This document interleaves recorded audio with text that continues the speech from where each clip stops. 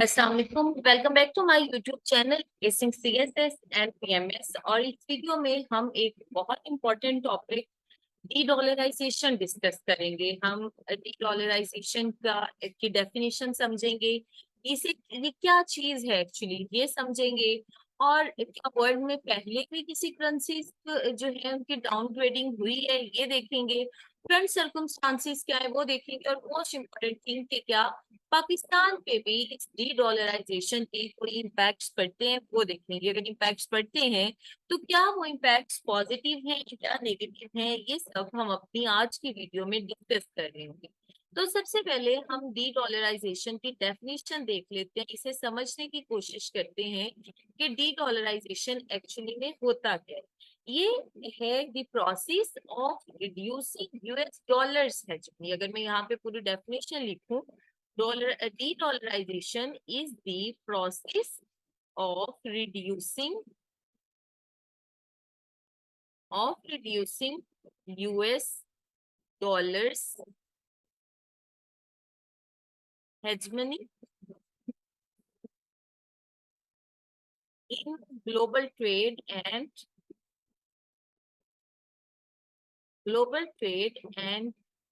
Financial operations जो होते हैं। ठीक है, अगर हम इसे अंडरस्टैंड करने की कोशिश करें तो डी डॉलराइजेशन एक ऐसा प्रोसेस है जिसमें हम जिसमें जो यूएस डॉलर है उसकी हेजमनी, जो कि ग्लोबल ट्रेड में हम देखते हैं किस तरह से यूएस डॉलर जो है ये इंटीग्रेटेड है।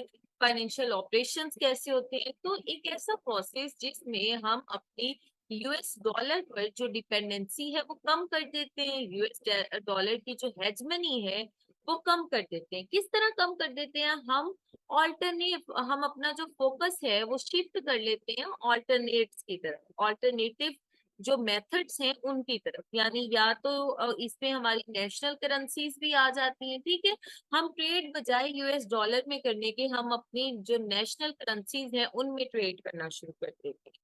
या जो है हम इसमें payment system, domestic payment system हम जो है यूज करना शुरू कर देते हैं एज कम्पेयर टू के पहले हम यूएस डॉलर करते हैं। इसी तरह हम जो अपने करेंसी रिजर्व्स होते हैं उन्हें मॉडिफाई कर लेते हैं। तो इस प्रोसेस के तहत ये जो शिफ्टिंग है ये यूएस डॉलर की हेजमनी में रिडक्शन का बाइस बनती है, यूएस डॉलर की हेजमनी को कम करती है, यूएस डॉलर को जो है वो थ्रेटन करती है उसकी प्रेजेंस को। इसके कुछ अब हम पॉइंट्स मजीद देख लेते हैं कि डी डॉलराइजेशन, ताकि हम बेटर वे में अंडरस्टैंड कर सके। हम देखते हैं कि 80 साल तक, तकरीबन जो 80 साल है उसमें जो यूएस डॉलर है इसने एक हेजमन का रोल प्ले किया, एक वाइटल रोल प्ले किया है ट्रेड में और जो है इंटरनेशनल रिजर्व्स करेंसी में। और ये ग्लोबल ट्रेड का मेन मीन ऑफ पेमेंट रहा है।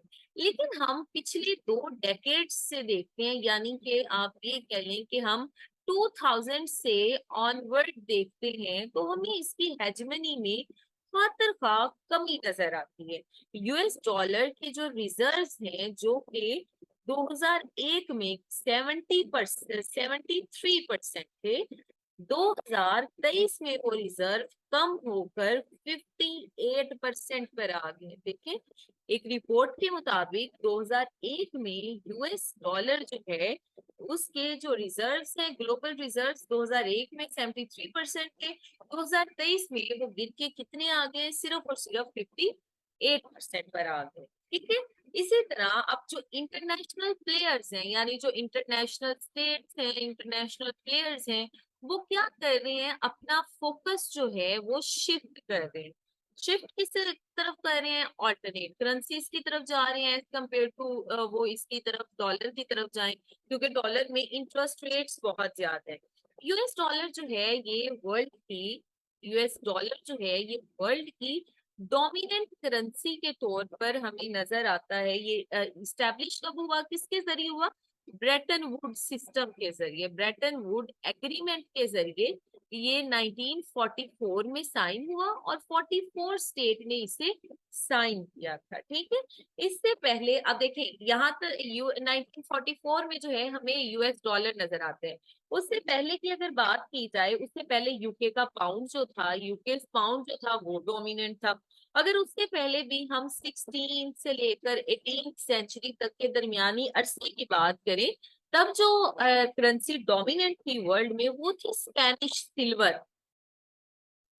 ठीक है। यानी कि ये अब इन ट्रेंड से हमें क्या अंदाजा हो रहा है कि ये कोई नई चीज नहीं है। अगर हम दोबारा से डॉलर से शिफ्ट हो जाते हैं किसी न्यू करेंसी की तरफ, पहले भी हिस्ट्री में ऐसा होता रहा है। डॉलर ने भी यूके पाउंड को रिप्लेस किया है, यूके पाउंड ने भी स्पेनिश सिल्वर को जो है वो रिप्लेस किया है। तो ये वर्ल्ड में ऐसे ट्रेंड्स जो है हमें नजर आते रहते हैं। तो ये कोई नई चीज नहीं है कि अगर कोई और करेंसी जो है वो यूएस डॉलर की जगह ले लेती है, ठीक है। तो ये dedollarization is nothing new. अब हम ये देखते हैं कि ये जो डी डॉलराइजेशन का ट्रेंड है, ये एक्चुअली में किस कंट्री ने या किस कंट्रीज ने शुरू किया, which country started dedollarization, ठीक है। डी डॉलराइजेशन का जो ट्रेंड है ये किस कंट्री ने स्टार्ट किया, तो ये आप देख लेते हैं। हम इसके कुछ पॉइंट्स देख लेते हैं। गवर्नमेंट लेवल पर, ठीक है, जो फर्स्ट फॉर्मुलेटेड, सबसे पहले इसे फॉर्मुलेट किया रशिया ने, चाइना ने, और जो लैटिन अमेरिका के कंट्रीज हैं उन्होंने। कब? 2007 में, ठीक है। 2007 से 2008 के अरसे में हम देखते हैं कि 2008 में जो था वो ग्लोबल फाइनेंशियल क्राइसिस आए हुए थे ना। यानी जो सिर्फ क्राइसिस, अगर डॉलर इतना इंटीग्रेट ना होता, सिर्फ अमेरिका को इम्पैक्ट करते, अमेरिका को खतरे में डालते, उसकी इकोनॉमी को, इस ग्लोबल फाइनेंशियल क्राइसिस ने क्या किया, पूरी की पूरी दुनिया को, पूरे ग्लोब को अपने दायरे कार में ले लिया और उस सारी दुनिया में जो है फाइनेंशियल क्राइसिस नजर आए। तब रशिया, चाइना और लैटिन अमेरिका ने 2007-2008 में सबसे पहले ये आइडिया फॉर्मुलेट किया, ठीक है। रीजंस क्या थी? पहली रीजन, क्योंकि यूएस जो है, यूएस के चीप यूएस क्रेडिट से ये ग्लोबल फाइनेंशियल क्राइसिस क्यों आया था, उसकी रीजन है। ये चीप यूएस क्रेडिट से, सेकेंडली टैक्स लैंडिंग स्टैंडर्ड, जो लैंडिंग स्टैंडर्ड्स हैं वो लैक्स, वो इतने कोई स्ट्रॉन्ग नहीं है। तो लैक्स लैंडिंग स्टैंडर्ड्स की वजह से हमें यूएस में और फिर कॉन्सिक्वेंटली पूरी दुनिया में ग्लोबल फाइनेंशियल क्राइसिस का सामना करना पड़ता है। और उसके वेग में जो रशिया है, जो चाइना है और लैटिन अमेरिका है, वो प्रपोज करता है कि डी डॉलराइज कर दिया जाए, वर्ल्ड जो है किसी और करेंसी की तरफ शिफ्ट हो जाए, ठीक है। सेकेंडली, जो फेडरल रिजर्व्स हैं, फेडरल रिजर्व्स हैं जो यूएस डॉलर्स के, वो मई 2000 में, मई 2000 में वो होते हैं 6.5%, ठीक है। और जून 2023 2003 की बात की जाए तो वो आ जाते हैं 1% पर, ठीक है। यानी ये जो है यूएस के जो फेडरल रिजर्व्स हैं वो इस तरह से कम होना शुरू हो गए। इसके बाद ये जो यही जब ये फेडरल रिजर्व कम हो रहे हैं, 6.5 से जो है 1.1% तक आ गया है 2000 से 2003 के अरसे में। तो इसने क्या किया है, इसने आहिस्ता आहिस्ता पूरी की पूरी ग्लोब को अपने लपेट में लिया। अप्रैल 2008 का वक्त है, अप्रैल का महीने है 2008 का। उस वक्त के जो रशियन प्रेसिडेंट है, रशियन प्रेसिडेंट दमित्री, वो अनाउंस करते हैं, क्या अनाउंस करते हैं कि ग्रेजुअल ट्रांजिशन की जाएगी, ग्रेजुअल ट्रांजिशन की जाएगी किसमें? इन रबल्स, ठीक है। तो आहिस्ता आहिस्ता क्या करेंगे हम, रशियन प्रेसिडेंट ने कहा कि हम यूएस डॉलर से शिफ्ट हो जाएंगे रबल्स, यानी कि जो रशियन करेंसी है उसकी तरफ। और सबसे पहले ये काम किस सेक्टर में शुरू हुआ? Of course oil and gas के सेक्टर में सबसे पहले ये ट्रांजिशन जो है शुरू हो गई, यानी जो रशिया है उसने रबल्स में ऑयल और गैस जो है वो बेचना शुरू कर दिए। प्यूटन ने भी सजेस्ट किया कि जो इसी दौरान जो था वो प्यूटन जो था वो पीएम था रशिया का, उसने सजेस्ट किया head of state of council of China को कि जो उनके दरमियान बाइलेटरल ट्रेड हो रही है ना, यानी चाइना और रशिया के दरमियान जो बाइलेटरल ट्रेड हो रही है उसे शिफ्ट कर दिया जाए डॉलर्स से रबल्स में, और यानी रबल्स चाइनीज करेंसी में, और जो है युआन में, युआन जो कि चाइनीज करेंसी है। तो प्यूटिन ने कहा कि बायलैटरल ट्रेड जो है उसे, यानी चाइना और रशिया के दरमियान ट्रेड को बजाय इसके कि हम यूएस डॉलर्स में करें, हम इसे रबल और युआन में करेंगे। ठीक है, फिर अभी हम सारे डिस्कस करेंगे किस तरह से डी डॉलराइजेशन शुरू हुई। ठीक है, अब वक्त है जुलाई 2008 का। मेरकॉसर जो है ये एक समिट हो रहा है। इस समिट के दौरान जो ब्राजील और अर्जेंटीना है, ब्राजील और और अर्जेंटीना जो है ये डिसाइड करते हैं कि ये यूज ऑफ रियल एंड पैसो जो है, यानी इनकी जो अपनी करेंसीज हैं रियल और पैसो, इन करेंसी को ये बायलैटरल सेटलमेंट्स में, बायलैटरल ट्रेड्स में इस्तेमाल कर रहे होंगे बजाय कि वो डॉलर का इस्तेमाल करें। फिर आता है हमारे पास 2015, जब ब्रिक्स जो है वो अनाउंस करती है कि हम, या वो जो है एग्री हो जाती है कि we will develop a new currency, हम एक न्यू करेंसी जो है बनाएंगे। यूएस फेडरल रिजर्व जो है उनमें एक और वजह जो डी डॉलराइजेशन की वो ये है कि जो यूएस फेडरल रिजर्व है उन्होंने इंटरेस्ट रेट जो है ना वो रिकॉर्ड हाई कर दिए। इंटरेस्ट रेट्स जो है वो क्या करती है, शरह सूद बहुत ज्यादा करती है। जब जो डेवलपिंग स्टेट्स हैं वो इनसे कर्जा लेने आते हैं तो इतना कर्जा नहीं होता जितना उन्हें जो है इंटरेस्ट रेट अदा करने पड़ जाते हैं। ठीक है, इसे कैप इट ऑफ करने के लिए कि ये जो इंटरेस्ट रेट ज्यादा हो रहे हैं, यूएस ने क्या किया, यूएस और इसके जो अलाइज थे इन्होंने सैंक्शंस लगा दी, रेस्ट्रिक्शंस लगा दी, किस पर? रशिया पर, कि रशिया जो है वो एक्सेस नहीं कर सकेगा यूएस डॉलर को। रशिया के जो सेंट्रल बैंक था उसकी नेशन का, उसे क्या कर दिया, उसे फ्रीज कर दिया 2022 में, जब इसने जो है यूक्रेन पर इन्वेड किया है। तो यूएस फेडरल रिजर्व में इंटरेस्ट रेट जो था वो हाई हो रहा था।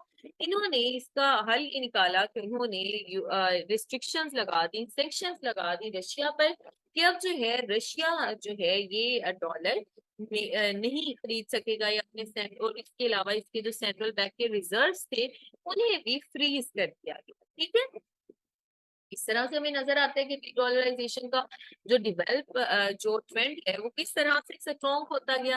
अब हम जरा और देख लेते हैं कि डी डॉलराइजेशन जो है उसके कंट्रीज देख लेते हैं। ठीक है, यानी किन स्टेट्स में जो है आज डी डॉलराइजेशन हो रही है। सबसे पहली बात, तकरीबन 85 कंट्रीज हैं जिन्होंने ये डी डॉलराइजेशन के ट्रेंड में वो हिस्सा बन गए, इंक्लूडिंग उसमें ब्रिक्स भी शामिल है, उसमें आसियान भी शामिल है। ठीक है, उसमें जो है उसमें हमें टर्की भी नजर आता है। इसके अलावा उसमें जो है हमें यूनाइटेड अरब एमिरेट्स भी नजर आता है, उसमें हमें सऊदी अरेबिया भी नजर आता है। तो इन स्टेट्स ने, यानी ये फेमस स्टेट्स और ऑर्गेनाइजेशंस हैं जिन्होंने डी डॉलराइजेशन के ट्रेंड को जो है वो ज्वाइन कर लिया। ब्रिक्स तो ये कहता है कि हम अपनी जो ब्रिक्स मेंबर स्टेट्स हैं उनके साथ मिलकर एक नई करेंसी जो है वो डिवेल्प करेंगे। जो आसियान है वो अपना फोकस शिफ्ट कर रहा है डॉलर से डिजिटल पेमेंट सिस्टम की तरफ। ठीक है, डिजिटल पेमेंट सिस्टम की तरफ अपना फोकस शिफ्ट कर रहे हैं। बाकी जो दूसरे कंट्रीज है ना, इसके अलावा बाकी कंट्रीज हैं वो क्या कर रहे हैं, वो ऑल्टरनेट मींस इस्तेमाल कर रहे हैं कि हमें डॉलर इस्तेमाल ना करना पड़े, कोई उसके अलावा कोई करेंसी हो जाए, जैसे वो युआन में ट्रेड कर रहे हैं, वो यूएई के जो दिरहम्स है उनमें ट्रेड करने को प्रायोरिटी दे रहे हैं। इंडियन रुपीज जो है, इंडिया की इकोनॉमी चूंकि अच्छी है तो इंडियन रुपीज में वो ट्रेड करने को तरजीह दे रहे हैं। तो ये वो कंट्रीज हैं जो कि इस डी डॉलराइजेशन ट्रेंड का हिस्सा बन गए हैं। अब हम जरा मजीद अच्छे से डिस्कस कर लेते हैं कि ब्रिक्स एक चूंकि बहुत इंटरनेशनल एक की प्लेयर है, तो ब्रिक्स जो है, ब्रिक्स ने डी डॉलराइजेशन किस तरह से की या कैसे जो है ब्रिक्स की वजह से डी डॉलराइजेशन जो है वो हो रही है। तो जब जो है रशिया यूक्रेन इन्वेजन होता है, ठीक है, यूक्रेन वॉर होती है 24 फरवरी से लेकर 24 फरवरी 2022 में। होता ये है कि रशिया जो है वो यूक्रेन पे इन्वेड कर देता है। उसका नतीजा ये होता है कि डी डॉलराइजेशन को कम करने के लिए वेस्ट और जो अमेरिका है वो ये जो रशिया है उस पर रेस्ट्रिक्शंस लगा देते हैं, रशिया पर सैंक्शंस लगा देता है कि जो रशिया है, रशिया जो है ये ग्लोबल डॉलर बेस्ड सिस्टम जो है उसकी तरफ एक्सेस नहीं कर सकेगा। स्विफ्ट जो है, स्विफ्ट पे इसका असर होता है। इसके अलावा इसके जो सेंट्रल बैंक के एसेट्स हैं उस उन्हें क्या कर दिया जाता है, उन्हें फ्रीज कर दिया जाता है, ठीक है, ताकि ये जो डी डॉलराइजेशन का इम्पैक्ट है वो कम किया जा सके, ये जो डी डॉलराइजेशन हो रही है उसे रोका जा सके। इसके अलावा हमें जो अगेन यूएस के फेडरल रिजर्व्स हैं उनमें रिजर्व के इंटरेस्ट रेट में हमें बहुत ज्यादा स्पाइक हाइक मिल रहा है, बहुत ज्यादा वो हाई हो रहे हैं, जिसकी वजह से जो कंट्रीज हैं या जो स्पेसिफिकली ब्रिक्स है उसने एक ऑल्टरनेट मीन की तरफ जो है शिफ्ट होना शुरू कर दिया। फिर जनवरी 2023 में ब्रिक्स जो है ये अनाउंस करती है कि हम एक नई करेंसी बनाएंगे और उसका नाम क्या होगा, R5 होगा। R5 जो है ये क्या डिनोट कर रहा है, ये ब्रिक्स कंट्रीज की जो करेंसीज है उनके पहले पहले लेटर्स को डिनोट कर रहा है। जैसे देखें, रियल है, ठीक है, रबल है, इसी तरह रुपी है, रेनमी है चाइना की, और रैंड है। ये आर आर जो है, ये जो आर आर है कि इनसे मिला के इनका कहना है ब्रिक्स का कि हम एक नई करेंसी बनाएंगे जिसका नाम क्या होगा, जिसका नाम R5 होगा। अब अब ये डी डॉलराइजेशन हो रही है, हम देख रहे हैं कि किस तरह से जो है वर्ल्ड वर्ल्ड के जो स्टेट्स हैं, जो नॉन स्टेट सेक्टर्स हैं, वो क्या कर रहे हैं, अपना फोकस शिफ्ट कर रहे हैं दूसरे मीन्स की तरफ।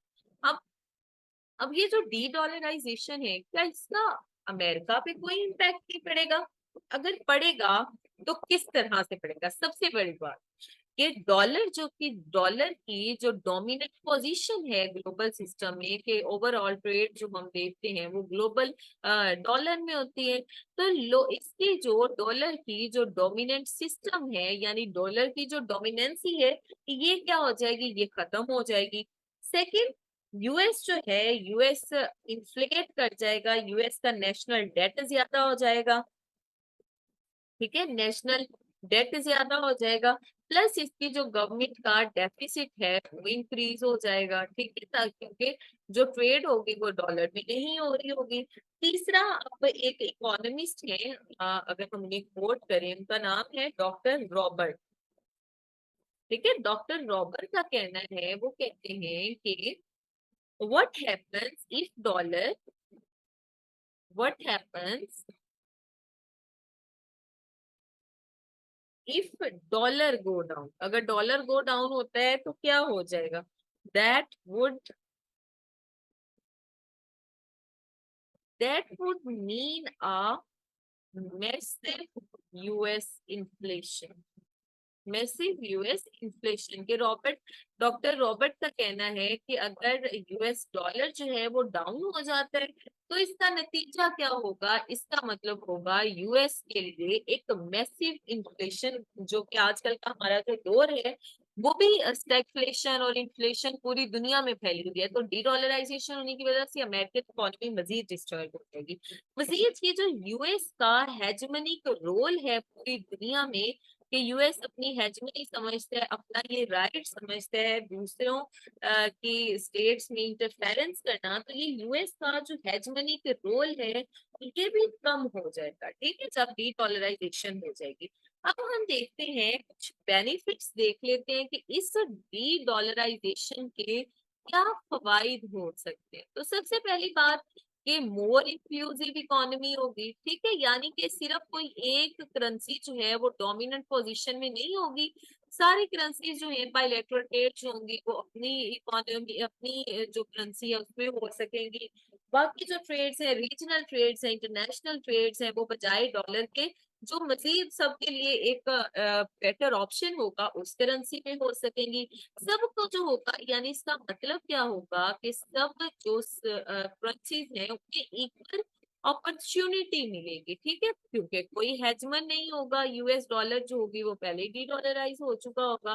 फिर जो एक मेन बात है, ये जो डी डॉलराइजेशन है ये क्या करेगी, ये जो ट्रेड वॉर हो रही है ना चाइना और यूएसए के दरमियान, ठीक है, ये इस ट्रेड वार को कम कर देगा, या ये जो कॉन्सिक्वेंटली इसे खत्म कर देगा। मजीद ये डी डॉलराइजेशन जो है वो जो यूएस और रशिया अपनी अपनी हेजमनी के लिए लड़ रहे हैं उसे कम कर देगा।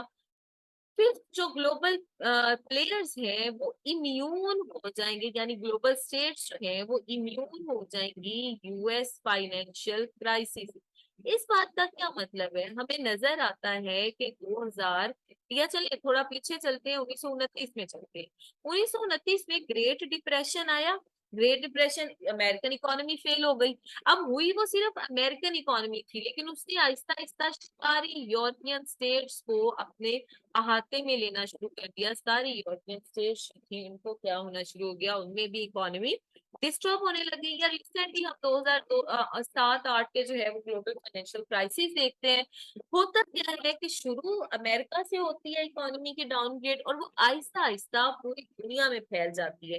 तो जब डी डॉलराइजेशन होगी तो इससे ये फायदा हो जाएगा कि अगर यूएस में कोई फाइनेंशियल क्राइसिस आता भी है तो उसका पूरी दुनिया पर कोई खातर खा जो है वो फर्क नहीं पड़ेगा। चलिए, और एक और अहम बात कि ये यूएस जो है ये जो इंटरफेरेंस करता है स्टेट्स में, वो भी क्या हो जाएंगी ग्लोबल अफेयर्स में, उसकी जो इंटरफेरेंस है वो कम हो जाएगी। इंटरफेरेंस वो क्यों करता है, ताकि वो compete नहीं बल्कि कंटेन कर सके, रोक सके इन्हें, अपने कॉम्पेटिटर्स को। तो जब डी डॉलराइजेशन हो जाएगी, जो यूएस है उसका इतना कोई इम्पैक्ट ही नहीं रहेगा, तो उससे क्या होगा, हमारी जो वर्ल्ड है वो यूएस के इस इंटरफेरेंस से महफूज हो जाएगी। अभी हमने बात की सारी ग्लोबल, व्हाट अबाउट पाकिस्तान, क्या पाकिस्तान पे भी डी डॉलराइजेशन का कोई फर्क पड़ता है? अब हम ये देख लेते हैं। सबसे पहली बात कि अगर डी डॉलराइजेशन हो जाती है तो पाकिस्तान में इकोनॉमिक स्टेबिलिटी हो, पाकिस्तान में इंडिपेंडेंस फैलेगी, यानी इकोनॉमी के फैसले लेने की इंडिपेंडेंस होगी हमारे जो लीडर्स हैं उन्हें। सेकेंडली, ये जो डॉलर डोमिनेंस है ये क्या करती है, कंट्री को फोर्स करती है कि जो ट्रेड है वो कंट्रीज जिन्होंने उधार वगैरह डॉलर्स में लियो वो ट्रेड भी डॉलर में ही करे, ठीक है। इसके अलावा जो एक्सचेंज रेट्स होते हैं वो बहुत हाई कर दिए जाते हैं, तो पाकिस्तान को ये एज मिल जाएगा अगर वो किसी और डी डॉलराइजेशन होती है, किसी और करेंसी में जो है पाकिस्तान ट्रेड करना शुरू कर देता है, तो उसे ये ट्रेड की जो हेजमनी है इससे आजादी मिल जाएगी। दूसरा ये इसकी वजह से एक्सचेंज रेट ज्यादा होने की वजह से ऑयल शॉक्स होते हैं, बैलेंस ऑफ पेमेंट के क्राइसिस नजर आते हैं हमें पाकिस्तान में, एक्सचेंज रेट क्राइसिस नजर आते हैं, ठीक है, एक्सचेंज रेट्स में फ्लक्चुएशन नजर आती है। तो डी डॉलराइजेशन की वजह से इन सब में क्या होगा, इन सब में कमी वाकई होगी। फिर अगर पाकिस्तान कर लेता है अपनी करेंसी डाइवर्सिफाई, यानी जो ट्रेड है वो बजाय इसके कि वो अपनी ट्रेड सिर्फ और सिर्फ डॉलर में कर रहे हैं, वो डिफरेंट कोई युआन में भी करना शुरू कर देता है, वो रबल में भी करना शुरू कर देता है, वो दिरहम्स में भी करना शुरू कर देता है, वो रुपीस में भी करना शुरू कर देते हैं। इससे क्या होगा, करेंसी डाइवर्सिफाई हो जाएगी और पाकिस्तान के लिए इकोनॉमिक लॉसेस के चांसेस बहुत कम होंगे, अपॉर्चुनिटीज जो है वो ज्यादा हो जाएंगी, ठीक है, यानी वो ज्यादा कंट्रीज और स्टेट्स के साथ जो है वो कर सकेगा ट्रेड। फिर जब अगर हम पाकिस्तान अपने जो रीजनल कंट्रीज है, इंडिया है, चाइना है, इनके साथ अगर रीजनल करेंसीज में ट्रेड करे तो पाकिस्तान उनके साथ अपने रिलेशन को मजीद स्ट्रॉन्ग बना सकते हैं। छठा और बहुत अहम थिंग कि अगर डी डॉलराइजेशन हो जाती है तो पाकिस्तान पर जो बाहर से प्रेशर पड़ रहा है ना, जो आजकल भी पेट्रोलियम प्राइसेस हम देखें तो 331 तक पहुंच गई है। तो ये अगर डॉलर पे, क्योंकि ये इस वजह से ना कि आईएमएफ जो है, आईएमएफ से जो कर्ज लिया है तो आईएमएफ अब कह रही है कि आपने कोई सब्सिडी नहीं देनी लोगों को। तो इस वजह से जब अगर हम डॉलर की हेजमनी से निकल जाते हैं, डी डॉलराइजेशन हो जाती है, तो ये जो आउटसाइड प्रेशर हमारे ऊपर आता है, हमारे स्टेट बैंक पर, हमारी जो पूरी स्टेट है उस पर, तो ये प्रेशर कम हो जाएगा। फिर हम ये भी देखते हैं कि स्टेट बैंक ऑफ पाकिस्तान और people's bank of China, people's bank of China, इसने एक डील साइन की कि हम आरएमबी में अपनी ट्रेड करेंगे। डोंट नो कि ये ट्रेड्स जो है वो कब होती है। ये पाकिस्तान के कुछ इम्पैक्ट है कि पाकिस्तान पर डी डॉलराइजेशन इस तरह से जो है इम्पैक्ट डाल सकती है। जरूरत बस इसी बात की है कि पाकिस्तान को या पूरी दुनिया को एक क्लियर प्लानिंग करनी होगी कि अगर डी डॉलराइजेशन हो जाती है तो उनके पास ऑल्टरनेट ऑप्शंस क्या है, वो किन ऑप्शंस का इस्तेमाल करते हुए अपनी इकोनॉमी को, बजाय इसके कि वो डॉलर की कम हो, डी डॉलराइजेशन होने की वजह से इकोनॉमी डिस्टर्ब हो, उल्टा वो उससे इंक्रीज कर सके अपनी इकोनॉमी को। तो ये हमारा डी डॉलराइजेशन का चैप्टर था, डी डॉलराइजेशन का टॉपिक था, जिसमें मैंने कोशिश की कि आपको आपके साथ डी डॉलराइजेशन का कॉन्सेप्ट शेयर किया जाए, और इसके अलावा डी डॉलराइजेशन के पूरी दुनिया पर क्या असरात होंगे, स्पेसिफिकली इसके पाकिस्तान पर क्या असरात होंगे, ये सारा कुछ देखा। अगली वीडियो में अगर आप चाहते हैं कि मैं कोई और टॉपिक आपके लिए एक्सप्लेन कर रही हूँ तो आप वो कमेंट बॉक्स में लिख सकते हैं। अगला टॉपिक मैं वो एक्सप्लेन कर दूंगी। नेक्स्ट वीडियो तक के लिए अल्लाह हाफिज।